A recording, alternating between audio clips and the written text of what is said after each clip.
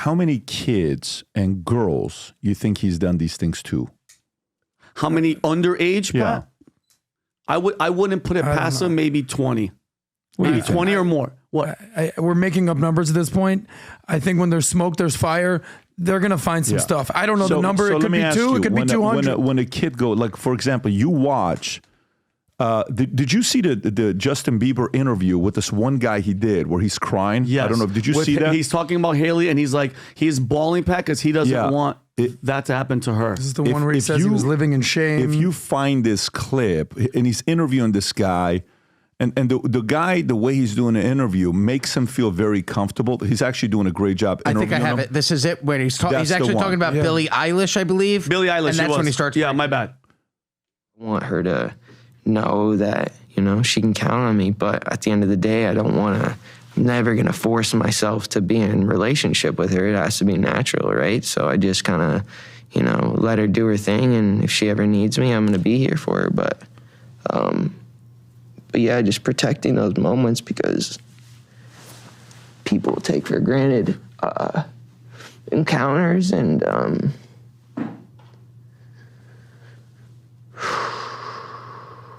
Poor kid. Yeah. So yeah, I just you believe him? I believe him. I just want to protect her. You know, I don't want her to lose it. I don't want her to, you know, go through anything I went through. I don't wish that upon anybody. Go through anything that I went through. Yeah, if she ever needs me, can't even look at the camera. I'm just a call away. Okay, Rob, do me a favor. Play the clip I just sent you. It's him singing, but it's not the music video. It's at a concert. So we may lose our entire AdSense here or whatever for this video. It's fine. If you can play this clip, I've watched this song. This is what you played in the car. When this song came out, Jennifer, if she's listening to this, babe, I don't remember where we were at. We're listening to this song at midnight. Okay, the music video. If you haven't seen it, you have to watch the music video because it's him as a kid in front of a mirror. Oh yeah, we played that here on the podcast. Yeah, but we not played it. But go ahead and play this clip, and it's called "Lonely." Okay, go ahead. Everybody saw me sick, and it felt like no one gave a shit. They criticized the things I did as an idiot kid. Oh, what if you had it all with nobody to call? Nobody to call. Maybe then you know. Sure. 'Cause I've had everything, but no one's listening, and that's just fucking lonely. I'm so Dude, I've listened to this hundreds of times, and I feel for this guy. I feel the pain, man. lonely. I'm so lonely. Now, I'm going to go somewhere with this, Rob. But before I go there, do me a favor, play this other one. Because here, he's closing his eyes, he's performing, and he's praying. You can tell this guy's speaking to God. Tom, if you can play this clip here, as a father, you're gonna feel this because, you know, play this clip. Go ahead and play this clip if you could, Rob. Watch this. We're breaking the rules right now, but we're going to lose. But it's worth it, huh? No. All these tears I wept. Look at all the promises that I've kept. I put my all into your hands, and it's all to keep. I let you in with all that I can. You're not hard to reach, and you bless me with the best gift that I've ever known. You give me purpose. Every day you give me purpose. In every way, thinking my journey's come to an end. You can pause it right here. You know, when I see this, and I hear stories like this, there's certain things. So it makes me question the following. So let's play along with this. let's play along with this and go through the sequencing together.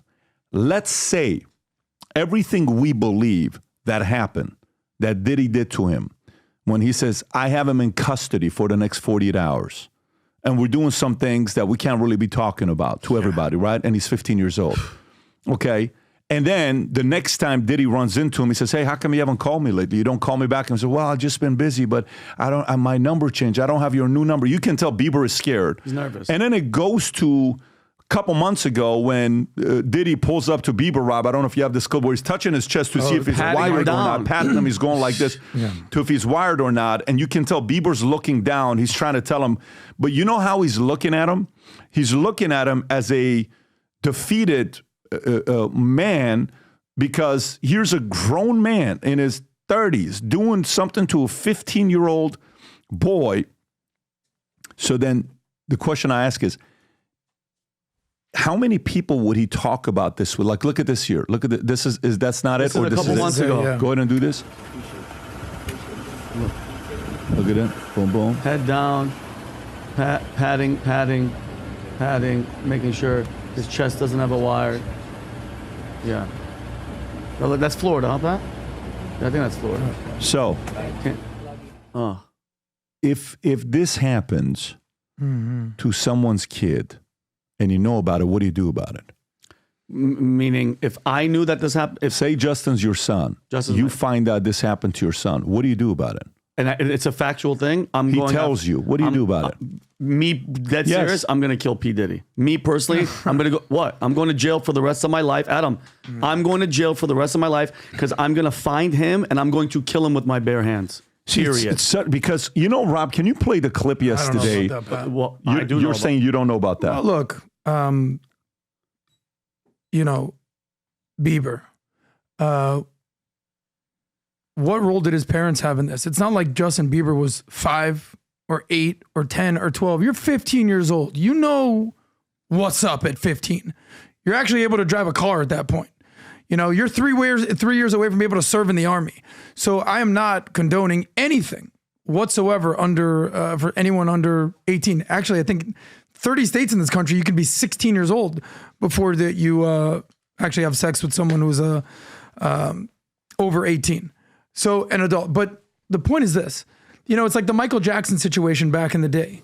You know, you're dropping off 6-year-old kids, 10-year-old kids at Michael Jackson's house. At what point did the parents are like, what are we doing here? So what's the price that you're willing to pay for success? Justin Bieber, arguably one of the best musical artists in the last 10 years. By the way, do you know how old Justin Bieber is now today? 30 years old. He got famous 15 years ago when he was, and probably before that, but because if you're meeting Diddy, you're probably famous at that point. He's been famous for a decade and a half. At what point do the parents have to say, hey, look, we love our kid. We want the best for him. He really wants to go for this music thing. He's up here in Canada, and we're going to bring him to Miami, to LA, and we're going to give him a shot. Now, what happens behind closed doors, that's, you know, Justin Bieber and Diddy knows. But let's not get it twisted. The kid's not 5 years old. He's not 10 years old. You're 15 years old. You're at Diddy's house. Do I believe Justin? Do I believe that song Lonely? Ridiculous song. Ridiculous. But at the same time, I mean, you kind of got to be able to make decisions. Are you saying at 15, Adam? I'm so confused. Are you saying at 15 he should have responsibility to not let a man molest him and potentially rape him? Well, A, yes. But B, the parents. Where are they here? Why aren't the parents saying anything? The divorced parents, Adam. Divorced or not? I get what you're saying, but hear me out. Your son has. What's the price you're willing to pay for success? But here's my thing. There's a chance that if Justin Bieber, right there. That's it right there. If Justin Bieber doesn't go to Diddy's house and go to Diddy's flavor camp, there's a chance 15 years later we never even hear of Justin Bieber. So now he's worth hundreds of millions of dollars. He's one of the biggest music stars in the world, and we don't even know what happened at Diddy's place. Usher discovered. Hold on a second. Justin Bieber in Canada would sit there, play the guitar, and sing in the middle of the street like those street performers. And Usher found him, and then Usher, it's almost like a grooming circle. Usher brings him allegedly.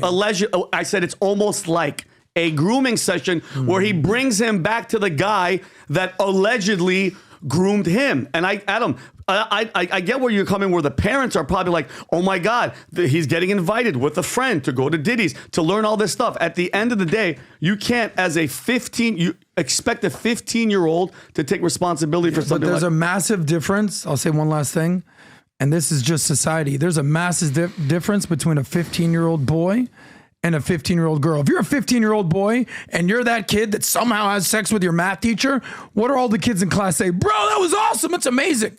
You're the coolest kid in school. You do that as a girl. Oh, that guy's getting arrested. It's ridiculous. There is a double standard here.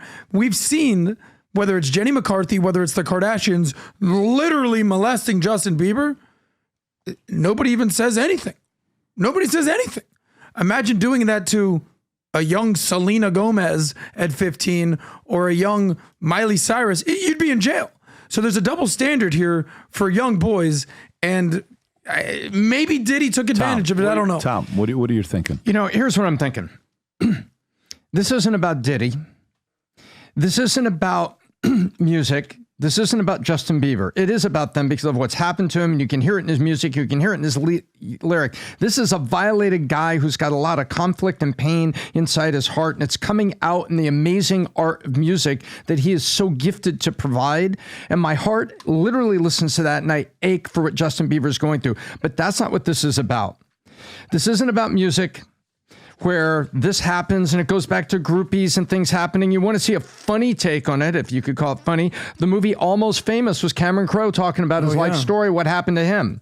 You go back and you look at Hollywood and you've got everybody talking about that. Harvey Weinstein and Les Moonves, they were only the latest of generations of violation that happened. When people chase greed in entertainment, in music, they make compromises. And parents tell their kids, when kids would get involved in this, oh, you know what? You don't want to look at the gymnast. Remember, the doctor was violating gymnasts, or whatever, and some of the parents said, well, stay away from him, but you don't want to be off the team. It'll ruin your Olympic chance. And they finally, God bless them, they stood up to the National Gymnastics Board and everything about it. This is people chasing greed, and there's a price. And parents have been enabling it. Vinny, God bless you. You're talking about, would you as a parent do it? A lot of parents have looked that in the eye, that monster in the eye, and they said no. They didn't want to blow their kids' chance for fame, and they let it go. This is about chasing greed. In the movie Yesterday, which is a very funny movie if you've seen it, about the kid who did all the Beatles songs and no one had heard of the Beatles, and it was very, very funny. Funny movie. Do you remember when he goes to Malibu, California, and that girl who's the agent says, listen, I'm giving you the opportunity to drink from the poison chalice called Everything You Want. Do you remember that scene? Of course. She's on her beachfront thing, and she says, do you want to take it? And they made it into a joke. Everybody who understands and knows agents, I do, and people have seen this, know that that's an inside joke.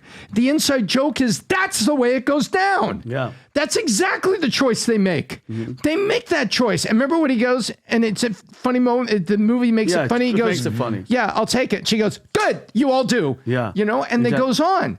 This is what's going on. When parents are putting their kids on the altar of sacrifice called the success you never had, and they make the compromise because they want the kids to have all that, it's really what they want to have. And too few parents have looked it in the eye and said, we're not doing this. Mm-hmm. I'm not putting you in that cesspool. But you can look at music, you can look at Hollywood, you can look at those little 6-year-old kids with all the makeup that are in these little girl fashion shows, and things are happening there by coaches and agents that are in that, and you can see what's going on. When you make the compromise in the name of success, this is the dead-end street you end up on, and there are victims on it. It's not the fault of all the kids. It's not the fault of the parents. There are people like Justin Bieber that I think were a victim and ended up on this conveyor belt that was just taken straight to hell. Mm-hmm. That's how I feel about it. And I get pretty revved up about this, but I think people don't look at what is the sacrifice that you will make. What is the things you'll give up for sacrifice rather than having a life with a purpose to go someplace. And the easy path isn't the fun path. The easy path sometimes sucks, but you take it in the name of purpose. You take it in the name of making your name worth something at the end of that day. Not taking the easy way out and saying, I've got everything. What did he say in that song? I have everything, but no one's listening. I have everything, but no one to talk to. Is that what you want? Tom, I want to give you a hug right now, brother. I feel you. No, I feel you, Tom. I know you're getting fired he's up. about to get me emotional. Tom, why are because you so emotional right now? Seriously, what is it that's firing you up like this? Because the human wreckage that's at the end of this is not worth it. This is not worth it. You know what? Why go back and look at what happens to lottery millionaires? Why do so many of them commit suicide? Because when you have everything and you strip purpose away from a person, you know what you have? You have nothing. You have nothing but your addiction and false friends and your abuse. And then what? And they commit suicide. When they also go broke in, I think, 3 to 5 years, I want to say. That's part of the path to suicide. That's where it goes. And you know what? This is why I'm not a conservative because I don't like Democrats. I'm not or liberals. I'll say liberals. I'm not a conservative that. I don't want to give things to people because I think it strips away human dignity and prevents them from someday enjoying accomplishment and the personal, solemn, wonderful human pride that comes from saying it wasn't easy, but I did it. And when it's not easy, it's that much sweeter. Yeah, Tom, I love you, man. By the way, let me thank you for that, Tom. Tom, amazing. Let me say this. You know, think about things that happen in your life to everybody. Painful things that happen in your life, right? Okay. Think about the top 5 most painful moments that happen in your life. Okay, not top 100, not top 50, not top 5. As it gets higher and higher, you know what happens, Tom? Okay, you know what happens as you get higher and higher. Okay. As it gets higher and higher in the top 5, Tom, fewer people know.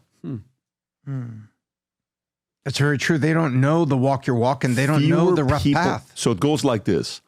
Top 100, yeah, you talk to some people. Top 50, maybe. Top 20, fewer. Top 5 is very, Tom, very, I know the chat, comment is going on. Top 5, you get top, and then there's a top 1. Yeah. Which one is what? That's Bieber's wife? one. Yeah. And no, typically when it goes 5, 3, 1, typically only one person knows. And you know who that is? The man upstairs, if you got faith.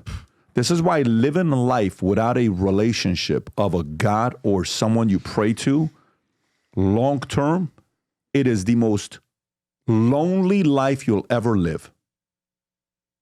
If you try to live life just all by yourself, the argument for an atheist or whatever it is a miserable life to live, because eventually who are you going to talk to about some of the things that's happened to you? FYI, you know, I have Bill O'Reilly on last week, and we're having a conversation. He says, life's not fair.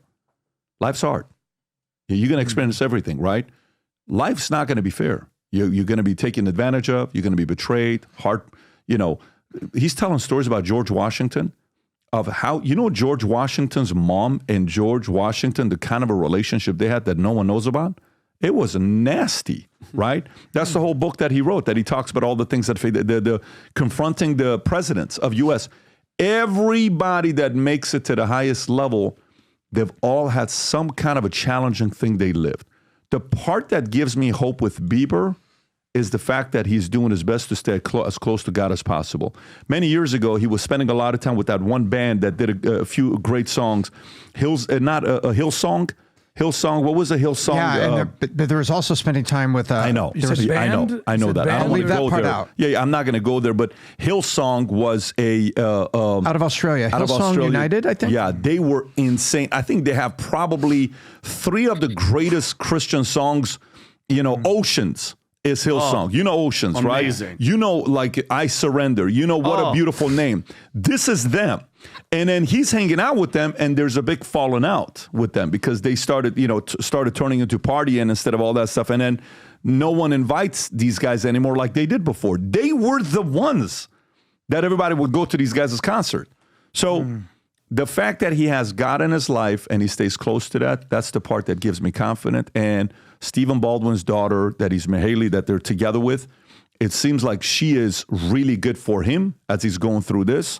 Good for them. We wish him nothing but the best. And for a guy like Diddy to be doing what he's doing, accountability is around the corner, because like Cat Williams said, man, you can't get away with this kind of stuff for too long until eventually people realize how abusive you are. Your interview with Stephen Baldwin, Haley Baldwin's father, just came out, Last week. Yes. Okay. Amazing. Yeah, over the weekend.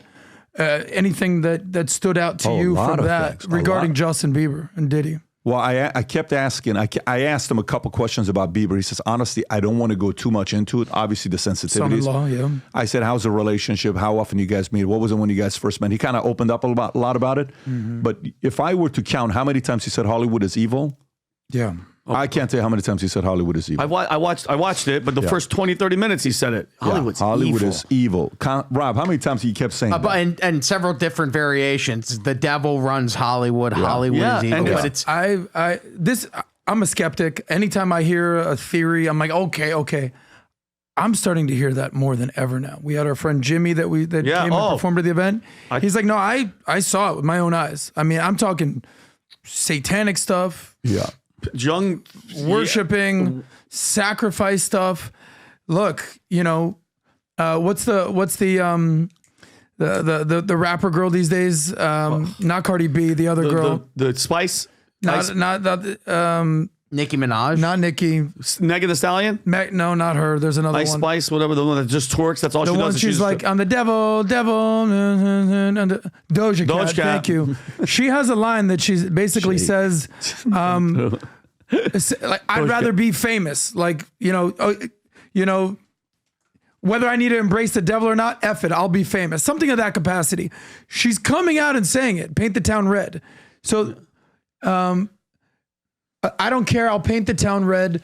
Bitch, I said what I said. I'd rather be famous instead. When your sole goal, this is what Tom was saying, is to be famous and to be loved and to make money, what are you willing to basically sacrifice? And I'm using sacrifice literally.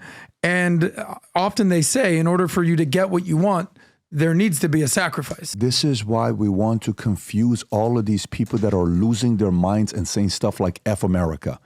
To combat that and compete against it, the way you do it is give the opposite energy to it.